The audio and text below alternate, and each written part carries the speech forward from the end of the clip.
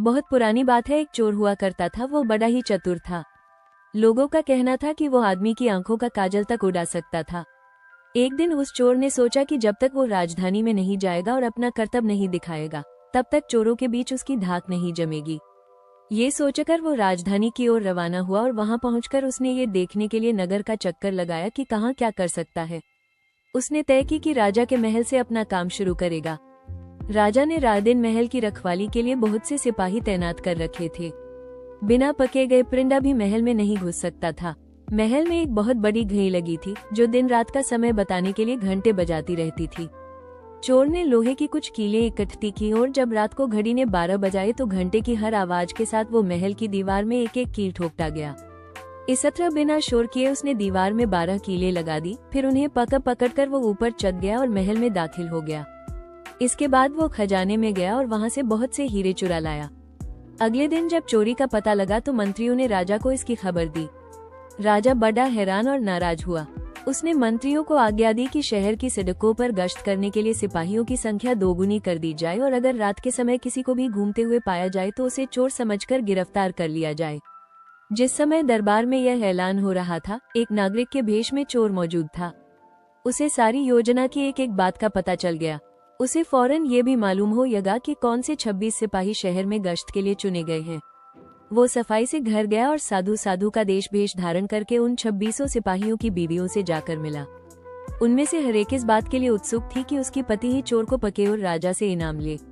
एक एक करके चोर उन सबके पास गया और उनके हाथ देख कर बताया कि वो रात उसके लिए बड़ी शुभ है।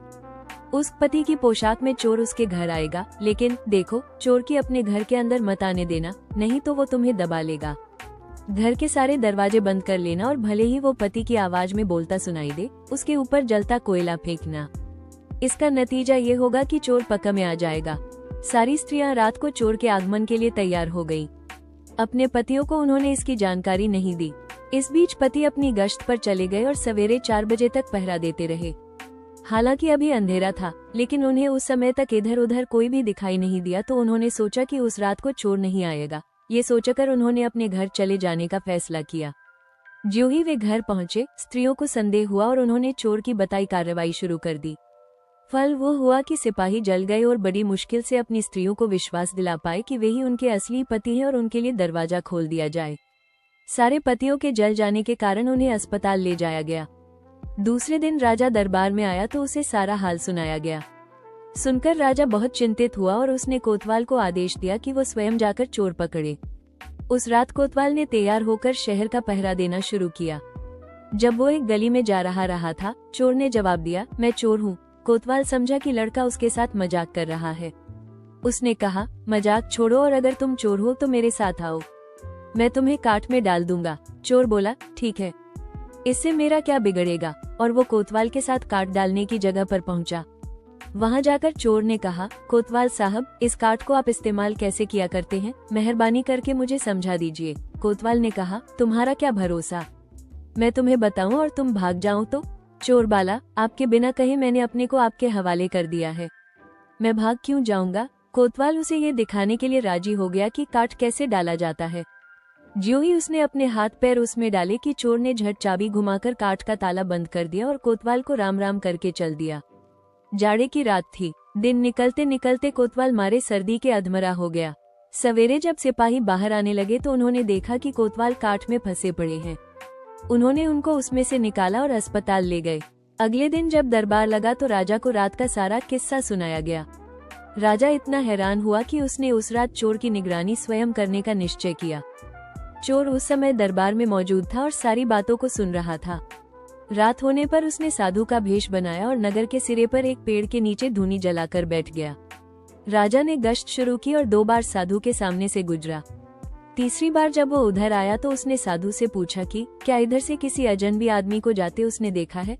साधु ने जवाब दिया कि वो तो अपने ध्यान में लगा था, अगर उसके पास से कोई निकला भी होगा तो उसे पता नहीं। यदि आप चाहें तो मेरे पास बैठ जाइए और देखते रहिए कि कोई आता जाता है या नहीं। ये सुनकर राजा के दिमाग में एक बात आई और उसने फौरन तय किया कि साधु उसकी पोशाक पहनकर शहर का चक्कर लगाए और वो साधु के कपड़े पहनकर वहां चोर की तलाश में बैठे। आपस में काफ बहस मुबाहिसे और 2-3 बार इनकार करने के बाद आखिर चोर राजा की बात मानने को राजी हो गया और उन्होंने आपस में कपड़े बदल लिए। चोर तत्काल राजा के घोड़े पर सवार होकर महल में पहुंचा और राजा के सोने के कमरे में जाकर आराम से सो गया। बेचारा राजा साधु बना चोर को पकड़ने के लिए इंतजार करता रहा। सवेरे के कोई 4 बजने आए। राजा ने देखा कि न तो साधु लौटा और कोई आदमी या चोर उस रास्ते से गुजरा, तो उसने महल में लौट जाने का निश्चय किया। लेकिन जब वो महल के फाटक पर पहुंचा तो सिपाहियों ने सोचा, राजा तो पहले ही आ चुका है, हो न हो ये चोर है जो राजा बनकर महल में घुसना चाहता है। उन्होंने राजा को पकड़ लिया और काल कोठरी में डाल दिया।